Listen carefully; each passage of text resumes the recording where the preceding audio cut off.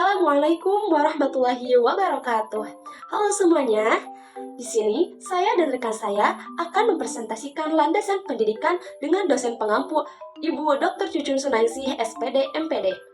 Kami dari kelompok 7 kelas 1F akan mempresentasikan tentang landasan filosofis pendidikan. Lalu, apa sih landasan filosofis pendidikan itu?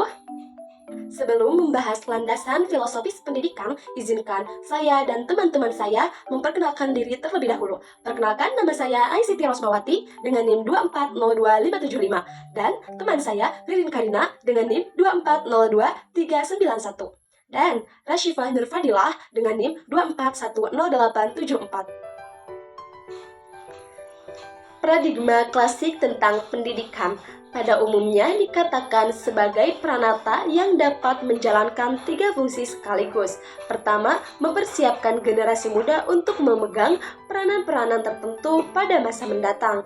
Yang kedua, mentransfer pengetahuan sesuai dengan peranan yang diharapkan. Yang ketiga, mentransfer nilai-nilai dalam rangka memelihara keutuhan dan kesatuan masyarakat sebagai prasyarat bagi kelangsungan hidup masyarakat dan peradaban. Jadi, apa itu landasan filosofis pendidikan? Landasan filosofis pendidikan adalah asumsi-asumsi yang bersumber dari filsafat yang menjadi titik tolak dalam pendidikan. Landasan filosofis pendidikan adalah suatu sistem gagasan tentang pendidikan dedukasi atau dijabarkan dari suatu sistem filsafat umum yang dianjurkan oleh suatu aliran filsafat tertentu. Landasan filosofis pendidikan merupakan kegiatan pemikiran filosofis yang memusatkan perhatian pada problem-problem dan solusi-solusinya dalam pendidikan. Selanjutnya, cabang-cabang filsafat.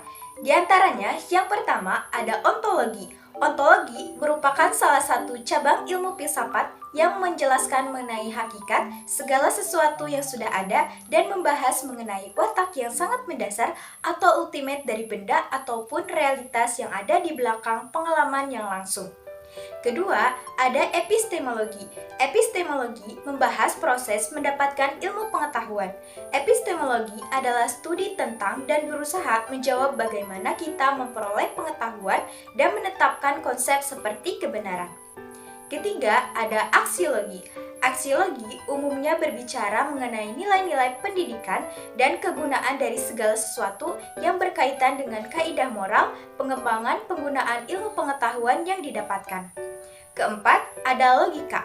Logika, dengan menggunakan logika, seseorang berusaha menghindari kesimpulan tanpa bukti. Dari perspektif ini, peran logika adalah untuk menjelaskan proses berpikir kita dan meningkatkan argumen kita. Tujuan dan peranan. Yang pertama, memberikan rambu-rambu tentang bagaimana dan apa yang seharusnya dilakukan dalam pendidikan. Kedua, membantu memahami tujuan, siapa yang diajarkan, dan bagaimana dan apa yang diajarkan. Ketiga, memberikan arah dan metodologi dalam praktik pendidikan. Keempat, menjadi landasan penting dalam pengembangan kurikulum.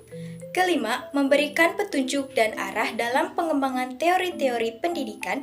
Keenam, menelaah masalah pokok pendidikan seperti apa pendidikan itu, mengapa pendidikan diperlukan, dan apa tujuan pendidikan. Aliran filsafat pendidikan. 1.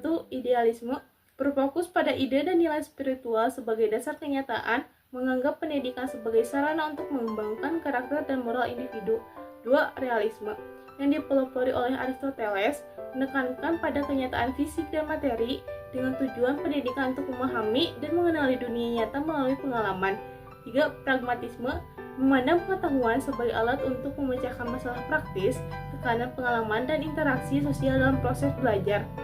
4. Filosofi Pancasila mengintegrasikan nilai-nilai ketuhanan, kemanusiaan, persatuan, kerakyatan, dan keadilan sosial dalam pendidikan, membentuk karakter bangsa yang beradab dan berintegritas. Kesimpulannya adalah landasan filosofis pendidikan merupakan suatu titik tolak dalam pendidikan yang dimana bersumber dari filsafat pendidikan dan memberikan rambu-rambu apa dan bagaimana seharusnya pendidikan yang bertolak pada cabang filsafat pendidikan. Ada beberapa aliran filsafat atau pandangan ahli filsafat, salah satu diantaranya filsafat Pancasila yang digunakan di Indonesia.